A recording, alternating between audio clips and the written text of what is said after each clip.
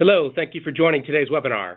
This is John Howlett with Kaufman Hall, and with me on the line are Margaret Gavigan, System Vice President, Nursing Operations for Advocate Healthcare, and Therese Fitzpatrick, a Kaufman Hall Senior Vice President who specializes in helping hospitals and health systems with performance improvement initiatives.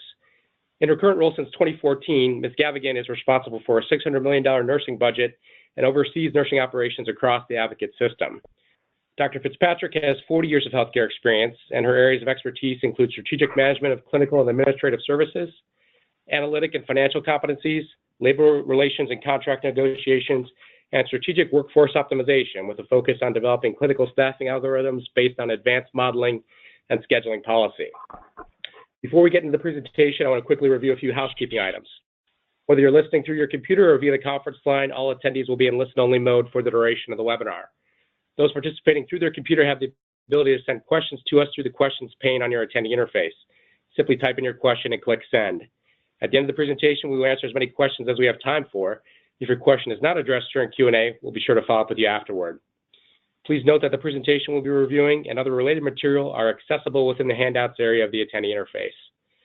As a final note, today's webinar is being recorded. All registrants will receive a follow-up email later this week with a link to view the recording. With that, I'll turn it over to Therese Fitzpatrick. Thanks, John, and good afternoon. I join John in welcoming you to today's presentation.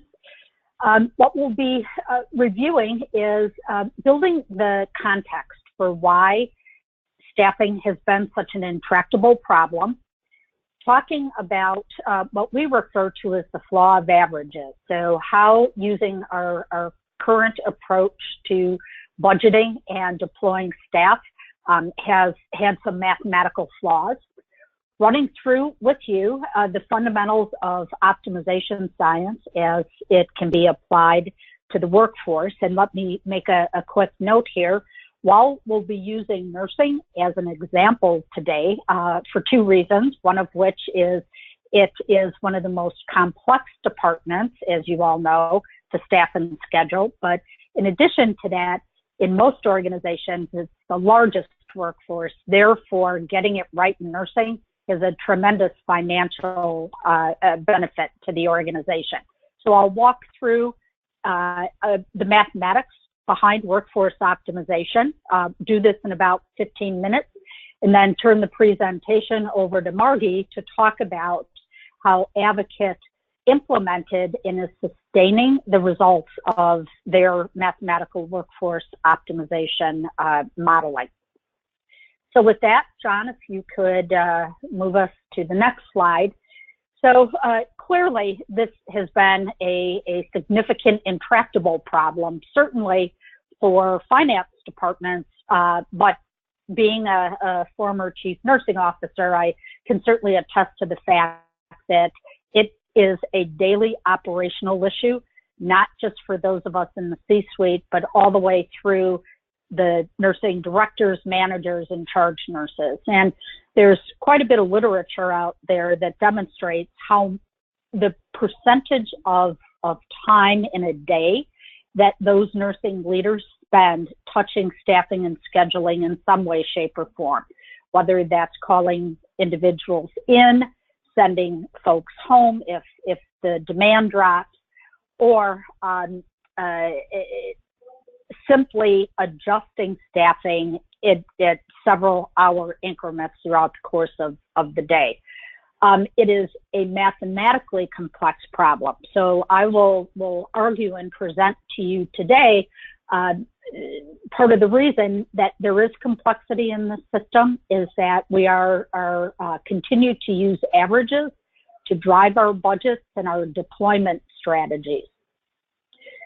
We know that over and under staffing occurs when staffing is based only on the two metrics of average daily census, and as we know, this average daily census is often marked at midnight, and then against an hour per patient day metric.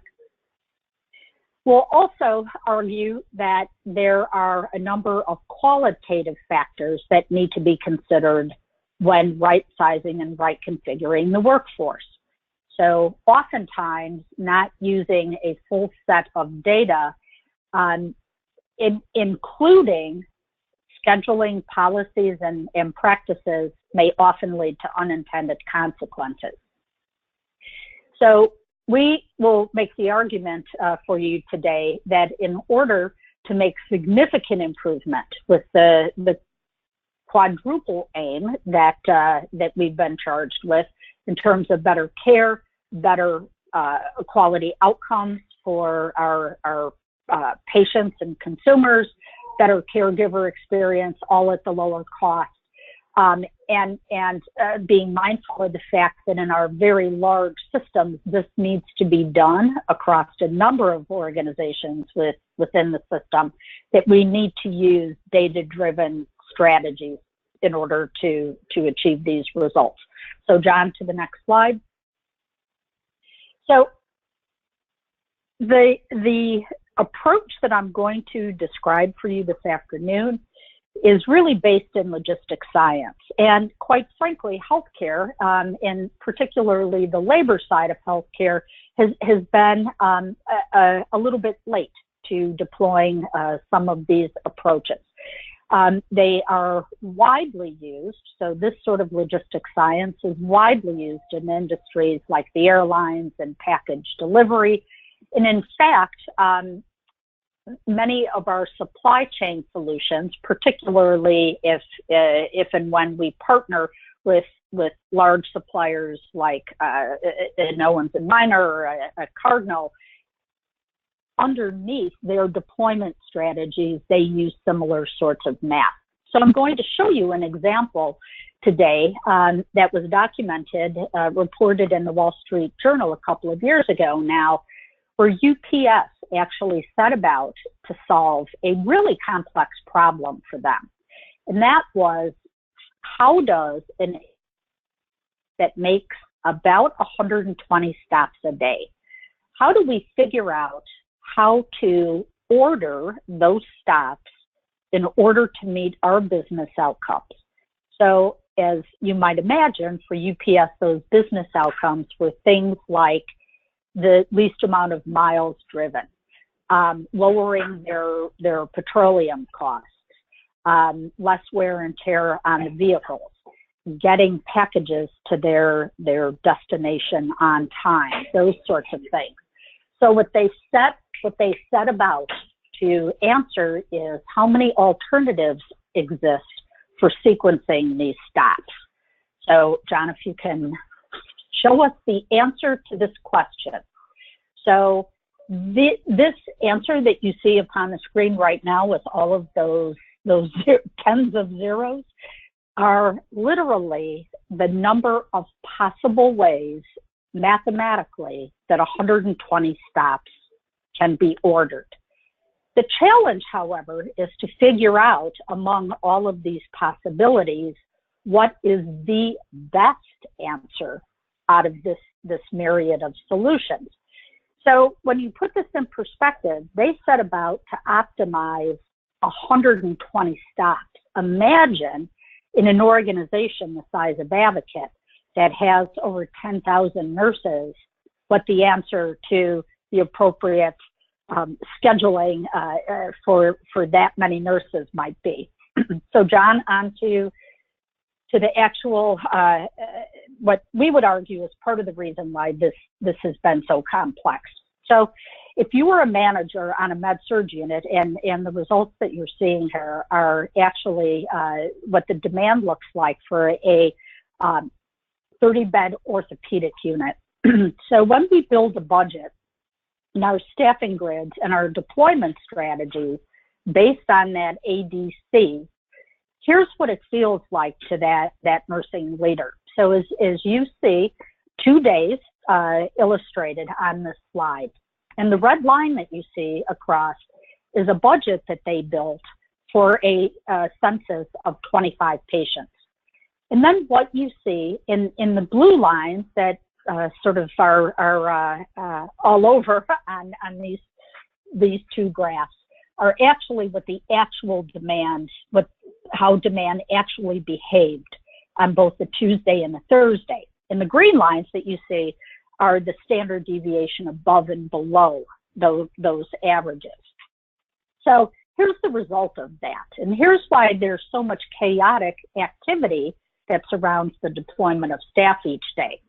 So while you have budgeted for an average demand of 25, on Tuesday, the census can actually fluctuate between 18 and 32 patients. So that unit can almost double in size depending on the Tuesday. Where on the other hand, the Thursday only fluctuates between 22 and 28 patients.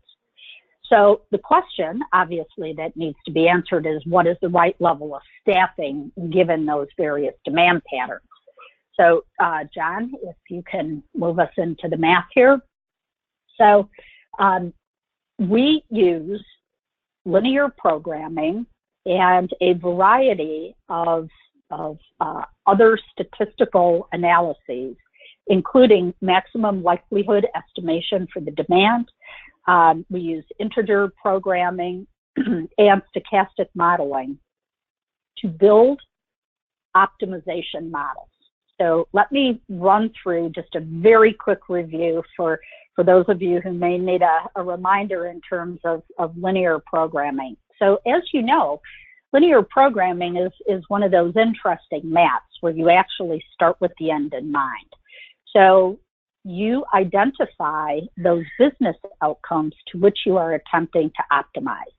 For us, as it relates to labor, we are optimizing to the best coverage. That coverage could be your determined staffing model for a particular department. It could be a ratio. If you are in a unionized organization with mandated ratios, we would optimize to those. Those ratios in many organizations are driven by a desire to be at a particular benchmark. So that being said, we are optimizing to best coverage at the lowest cost.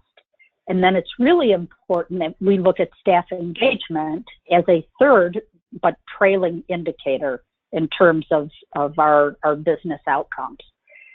So let me ask you in your mind's eye to envision a big Rubik's Cube. And each of those little boxes on the Rubik's Cube represents a point of demand. We feel that it's important to look at demand in the smallest increment of time that we can grab data. So typically, in a highly transactional area like an emergency department, that could be demand at the 15-minute level. On most typical medical, surgical, critical care units, that's demand at the hourly level. So we identify all of those patterns. But then, when you're using linear programming and integer programming, we have to constrain the model. So the constraints in the model are work rules, or they are levels of salary. So a staff nurse may make $40 an hour, but at overtime, that's time and a half, right? So those salary levels become constraints in the model. Important to recognize that one of our outcomes is lowest cost. The sort of interesting and pretty unique piece of this sort of modeling is the fact that we need to be mindful of work rules. So when you think about it, mathematically, if you're an organization that has a work rule of every other versus every third weekend, you need a very different configuration of staff, right, in each of those models. So we create this large model. We drop the model on top of a math solver that essentially spins that Rubik's Cube around 10,000 times for each sort of average size medical surgical unit. And John, if you can move me to the next slide. So we actually run the model twice. So as you see in this diagram, some of the various inputs that I just referenced, we spin that Rubik's Cube, and out the product of that is right sizing and right configuring the core staff for the unit, right sizing and right configuring float staff, and what is the right configuration of overtime, if that's lowest cost, gets you to the lowest cost, best coverage, as well as agency. So why would a model sometimes recommend that contract labor be brought in? Well, if you happen to be in a geographic region of the country where you have a very, very high census, perhaps in Q1, you would look for bringing in contract labor as perhaps the least expensive way to address that issue. So the second level of modeling that we then run is what are the optimal actual schedule patterns. So based on the output of right sizing and configuring the core staff and the float staff, what should the actual schedule patterns for those nurses look like in order to meet those business outcomes, lowest cost and best coverage? Now, let me, before I turn things over to Margie, just mention one additional thing. As you may or may not recall around linear programming, it allows you to actually look three-dimensionally at a problem. So instead of, as many organizations may currently approach the right sizing and configuration of their float pool using averages, linear programming actually allows us to stack unit models on top of each other so that if a med-surg nurse in the float pool can actually work on 3 north, 4 north, and 5 north, it's important for us to understand how demand behaves when looking at those 3 units as a collective. So we would rerun the model and actually optimize down to very precise position configuration what a float pool needs to look like. So using that as a backdrop, I'm going to turn the presentation over to my colleague Margie, and who will actually run you through the case study using this modeling at Advocate. Thank you. Thank you, Therese. This is Margaret Gavigan, Assistant Vice President for Nursing Operations for Advocate Healthcare. Advocate Healthcare is the largest health system in Illinois. We employ about 35,000 associates, including 10,000 nurses. We have 12 hospitals, 11 acute care hospitals, and 1 children's hospital with 2 campuses. We have 5 level 1 trauma centers, and 4 of our 12 hospitals are teaching hospitals. And we have more than 400 care sites. The work and the case study that I'm going to walk through involved 11 of our 12 hospitals. Next slide, please. So like many healthcare organizations, nurse staffing was something that we felt we could do better at. And we knew we could do better because we were hearing directly from our employees through our associate survey, and most importantly, our annual AHRQ survey, which is the Agency for Healthcare Research and Quality survey. And in the AHRQ survey, there are specific questions, 4 specific questions around staffing. And we were consistently, year over year, not getting the type of results we wanted. So in 2014, we were at the 36th percentile on the staffing composite part of the survey, and clearly not where we wanted to be as a system. So we were hearing very clearly from our frontline staff that we could do a better job at this vital process to run our hospitals. Another fact was that our managers spent a lot of time addressing gaps in schedules. So even though we have, nice software to do scheduling, we were still finding when we rounded on our managers, that too high of a percentage of their time was spent in doing scheduling. Another factor, and Therese explained this with the flaw of averages, we had big fluctuations on inpatient units with census. And that makes staffing efficiently and effectively very difficult, as every hospital in the country experiences. So this was something else, and we were seeing more and more as our length of stays on the inpatient units decreased. We saw those fluctuations increasing. And lastly, equally important, we were not as successful in meeting our targeted nursing hours. We were not consistent. We very much in our organization focus on being a high reliability organization. And this was something that we weren't seeing that we were able to pull off consistently, meeting our targeted hours. Half of the time we were above the targeted nursing hours, and then half of the time we were below.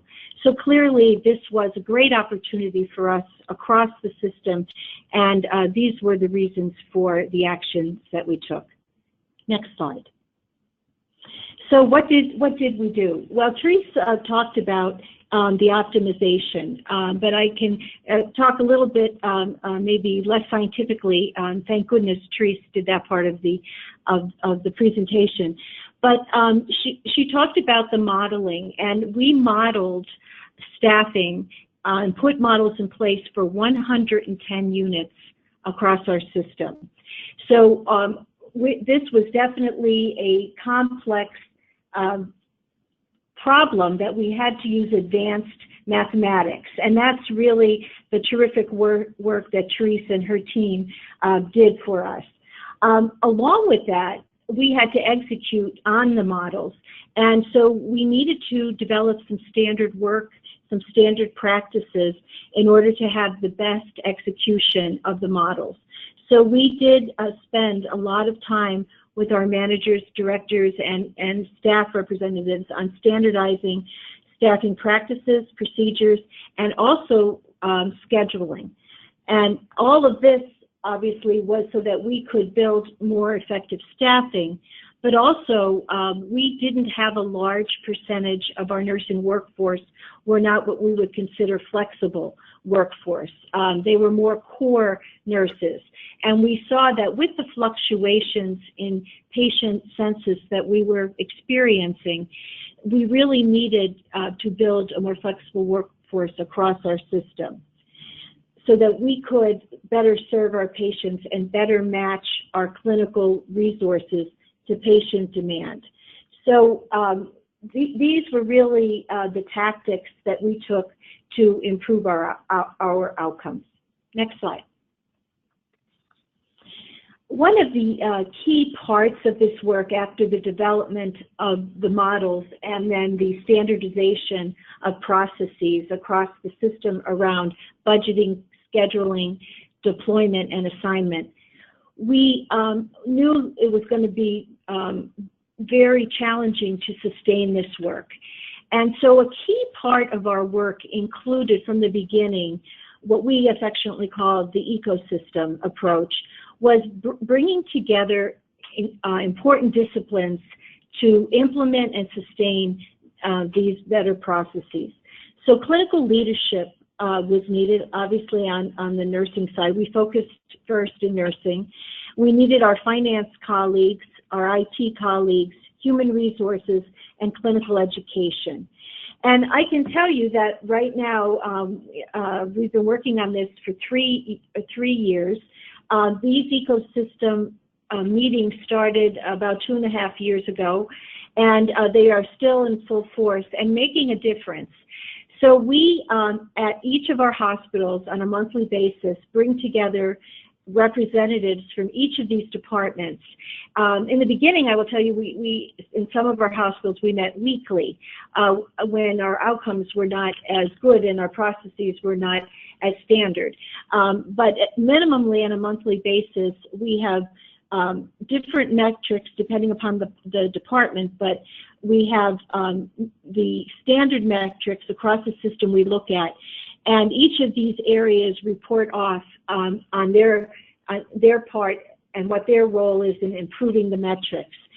And we also have a system ecosystem where we look at the aggregate metrics, and then we look at individual hospitals, and we look at them to identify best performance as well as those that might have an opportunity. So this ecosystem approach was really critical for implementing and executing on the models, as well as sustaining the improvement and seeing improvement year over year. So I can't emphasize enough the importance of this collaboration and partnership among disciplines working together to solve a very complex problem that we have in our hospitals. Next slide. I mentioned we needed to work on standardizing processes. So in order for us to build that flexible workforce, and in order to be able to take advantage of even moving our staff if needed across hospitals, we needed to have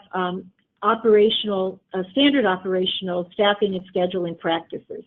One of the things we discovered as an organization is not only did we have variation among our hospitals in how we budgeted nursing, how we scheduled nursing, and how we deployed our nurses, we also had it within our hospitals. So we were finding that we were sending staff home on one unit, and right next door we were incurring overtime and agency in another. So it was looking at that it was very important that we looked at the organization and staffing centrally and looked at the whole hospital and had very specific plans on budgeting, scheduling, and deployment centrally rather than each unit independently addressing this, which was a very expensive model. So some of the examples of those standardization where we put in place staffing and scheduling practices, we standardized time frames, we implemented a standard way, we utilized our enterprise scheduling system. We had different ways that we executed on physician approval processes for nursing. Sometimes, we held on to physicians in some of our hospitals, and we found that was a root cause of why we had high vacancy rates and why we didn't have the staff that we needed at the time we needed them. So we standardized that, and we also ensured that every hospital had a central scheduling and staffing office so that we could look at hospital-wide at our needs rather than each individual unit looking at what they needed. Next slide. So I mentioned we standardized the ecosystem and how important that was. We also used a system-wide design team to help develop these standard work practices and processes. So it's always difficult when you take on budgeting, scheduling, and staffing of your nurses. They are the backbone of the organization. They are the largest workforce. So this really was a very complex project and a very complex problem to solve. So and we were doing it across 11 hospitals. So it was important that we have an approach and have a design team where we had each hospital represented with the right people. So this was a very effective way for us to accomplish this work. We were able to have Therese Fitzpatrick's help for a year, but after that we needed to deploy the models, and it really takes you a good 2 years after you develop the models to be able to execute the implementation, because there's a lot of things you need to do. We had to look at compensation across the system. We had to put in these scheduling and staffing processes and procedures. So the design team as leaders and as architects of the new processes were really vital. And to this day, we still meet as a team as we are continuously improving and refining these processes and evolving this work. Next slide. So some very specific examples of the standardization and of the processes. Things as granular as we developed A and B, weekend, and scheduling tracks. We standardized compensation and pay codes for our crew. Our crew, which is the clinical resource unit staff, is our flow pool. We call them the crew. We were able, with this approach, and I'm going to be sharing some numbers at my last slide, but we were able to look at reducing our use of RN premium pay, which included overtime and agency. We dramatically reduced our RN vacancy rates. And also, with a focus on this, we were successful in reducing RN turnover this year. Like I said, it does take time to get all of this in place, but we're now reaping the benefits of the work that we've been doing. We hired more than 900 inpatient direct care nurses in 2016. We had a double-digit 11% vacancy rate, so we got that down to under 5%. And 25% of those 900 nurses were flexible staff. They were our crew nurses. And our crew nurses are seen not as what you might think in the old float pool idea. Our crew nurses are, and we actually look and recruit very specifically for this position, are nurses who are truly interested in being expert in being able to go to different units. Each hospital defined their crew unit or float pool units. So a nurse could go to telemetry and also med-surg if they were competencies in those areas. So we spent a lot of time developing the float pool groups at each hospital, as well as then developing the competencies. So our crew nurses are seen as expert nurses, nurses who can really adapt to change, who embrace going to different areas each day. We do try very much not to have them go to too many units, so we limit the number of units in order to maintain their expertise and competency. But we really wanted to change the whole idea and profile of what a float pool nurse was within our system. And we also standardized the compensation, the orientation, and then the onboarding. We have also this year started a pilot for our Advocate Children's Hospital in having a enterprise float pool, which we don't have data yet. We will hopefully at the end of this year, but we're excited, and the nurses who are in that float pool, recently I rounded with them, and they are very positive about being able to go across hospitals where appropriate. So we are starting to look at enterprise crew nurses as well. Next slide, please. So what did we accomplish? What were the results? We improved our staffing models at 22% of the units across the system.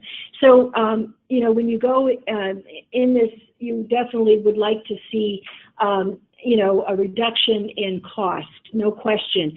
But we were equally important to us was our associates' perception of staffing on our units, and that we had the staffing that we budgeted for and that we planned for. So we did improve staffing models on 22% of the units. We modeled appropriate coverage for FMLA and for non-productive time and for vacancies. One of the things we discovered in our budgets was that many times our hospitals didn't budget adequately for that non-productive time. And when they didn't do that properly, it had a cascade effect on staffing for the entire year.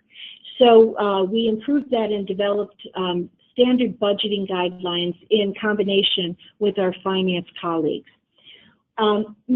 Equally important, we began to match, and that's really what the modeling did, was to match our RN resources to patient demand. So we no longer, if we had 10 nurses on at 7 a.m., but yet we really didn't need 10 nurses, we needed to stagger shifts, we looked at and now continue to look at through what we call heat maps, where exactly, what is our patient demand, and we schedule accordingly. So we were not always scheduling to demand in our inpatient unit. So that made a huge difference to do our scheduling different and to constantly be looking at our heat map. We also moved our emergency rooms from fixed to demand-based staffing, and then we did implement flexible staff crew at all of our hospitals. And then for some of our units, we had to model for minimum staffing requirements because of their fluctuation in census. Next slide, please. So these are the metrics we started out in 2015 as measures of success for this project. And I have 3 years of data here, and I'm happy to report we've seen nice progression in our outcomes. So we started the work in 2015, and you can see we have a lot more quality metrics than unassisted falls, but we did not see any change negatively in our outcomes for nurse-sensitive quality and safety indicators, and unassisted patient falls is one example. I mentioned before that the RAHRQ annual survey was an important metric for us, and it really was one of the burning platforms for why we started this work. And in 2015, we were at the 39th percentile. I mentioned that in 14, we were at the 36th. Well, in 2016, as this work was taking off, we increased to the 54th percentile. And I was ecstatic, really, to tell you that in 2017, we were at the 75th percentile in the staffing composite of the AHRQ survey, which is top decile performance. We are probably most proud of that because our associates are telling us that the tactics we took made a difference, and they're feeling it and seeing it every day. So we are very happy to report that improvement in outcomes. We also look at the percentage of our units, of those 110 units, that are meeting their targeted hours per patient day. And you can see we are better than our target of 80%. Our RN vacancy moved from 11% this year down to 3%. And that's something, we are consistently working at to reduce. First year RN turnover is something that we still are working hard on, and we would like to get it even below the 19% you see at 2017. But we have seen a drop, and every percentage point that drops with RN turnover adds to our bottom line. So that is an important metric that we will continuously look at. Our overall hospital turnover is 9.75 currently, and you can see the year-over-year improvement. Also, our nursing premium pay cost, overtime and agency, is how we define it, and our target was to see year-over-year improvement. You can see in the first 2 years we were in the negative, but this year when we look at 2017 against 2016, we had a $6 million improvement across the system. And obviously, with the reduction in RN vacancy rate, that would make a lot of sense. So it's something we continuously work on. We'll always have some percentage of overtime due to those fluctuations in staffing and in volume, but it is something we feel that we can better control with really matching our RN resources to patient demand. And last but not least, the nursing worked hours per patient day have consistently dropped because we're really able to be more efficient year over year across our system in RN staffing. So with that, I guess we will open it up to questions. Great. Thank you, Margie and Therese, for the excellent presentation. We do have some time here for questions, so just as a reminder, Feel free to submit your question through the webinar attendee interface. Just type it in and click send, and we'll try to address as many as we have time here for. We do have some that have already been submitted.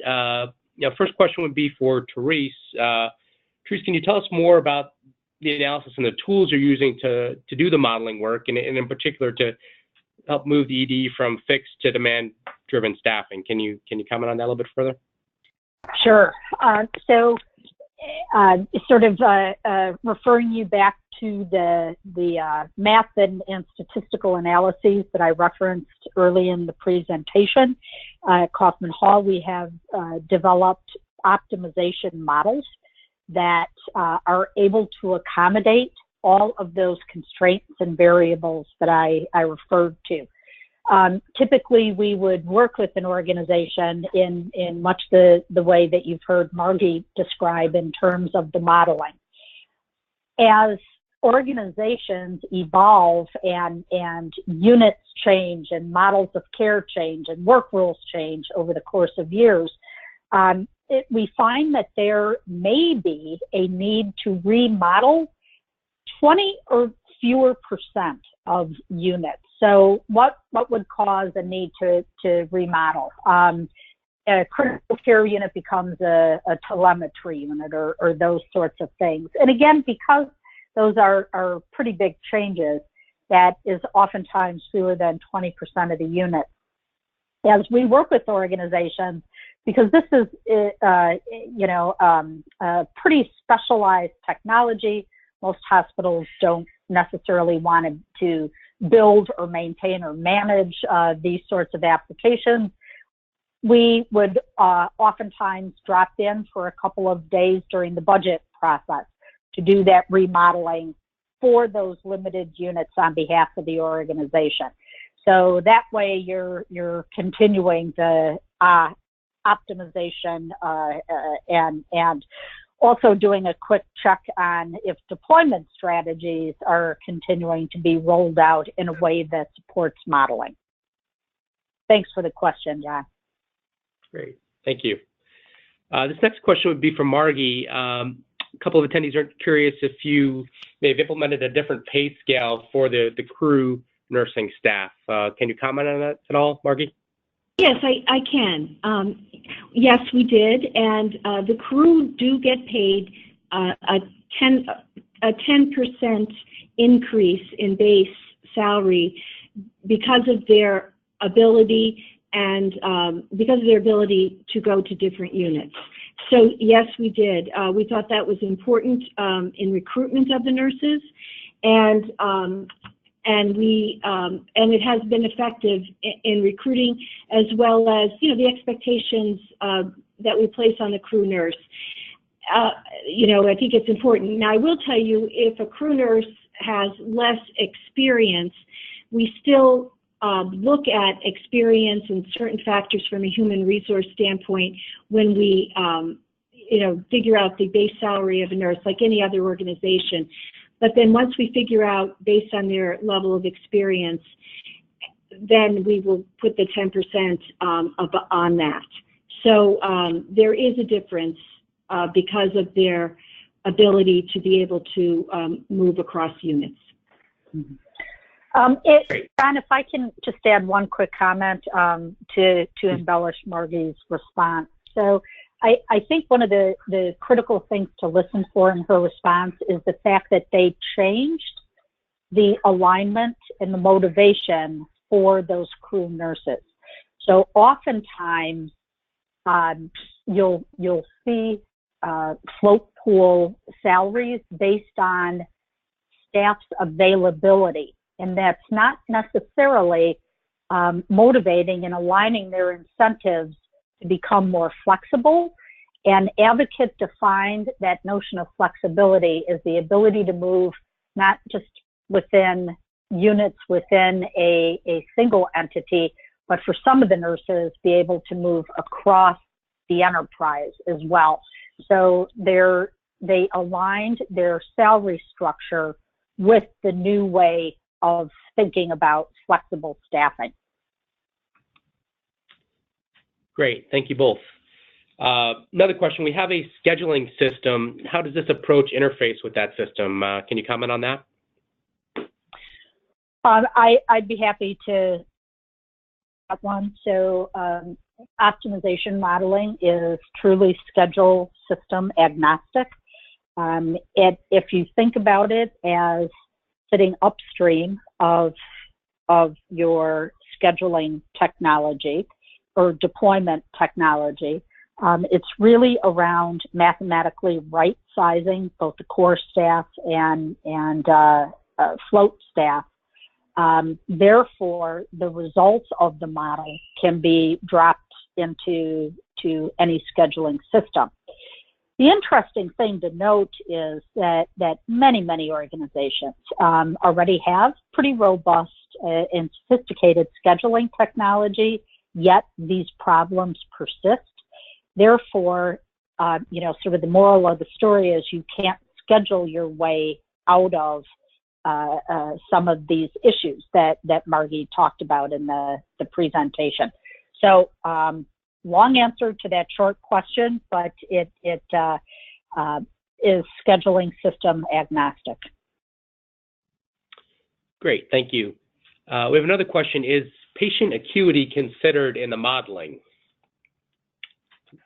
So I can make a comment about that as well. If an organization has what they consider to be valid and reliable acuity data, absolutely, we could adjust the demand, acuity adjust the demand. I will tell you, however, that lots of organizations don't feel like they've got that valid and reliable data. However, I will argue that you have probably built some type of acuity, even if that is measured on an intuitive or qualitative basis. You've probably built that into your staffing model, and it would be that model that we would drop into our optimization model as best coverage to get us to best coverage. Great, thank you, Therese. Another question for Margie. Wondering if there may be plans to reduce the hospital staffing offices once you develop and expand the system staffing office and system crew. Can you comment on that at all? Yes, we are right now at our organization looking at a command center for transferring patients, and our vision is that at some point that might be the ideal place to also, when we decide which specialties we're going to focus on for the regional and enterprise crew, that might be a perfect place. What we felt we needed to do within our organizations was to stabilize our staffing at each of the hospitals before we looked to move our staff across hospitals. We do move staff right now. Our OR nurses, we move them occasionally. There's a lot of great synergy, and we're in most of our hospitals we're pretty close geographically, and we're all in Illinois, so it is doable. But we felt it important to stabilize the staffing at the hospitals, and then right now I'm working with our chief nurse council to identify the specialty areas, and as you know, we started with our children's hospital, but additional specialty areas that we would definitely add value if we moved people across the hospitals. It won't be for every area, but because we want to make sure it's value added, but we're collecting the data right now to see which, after our children's pilot, what areas we might focus on.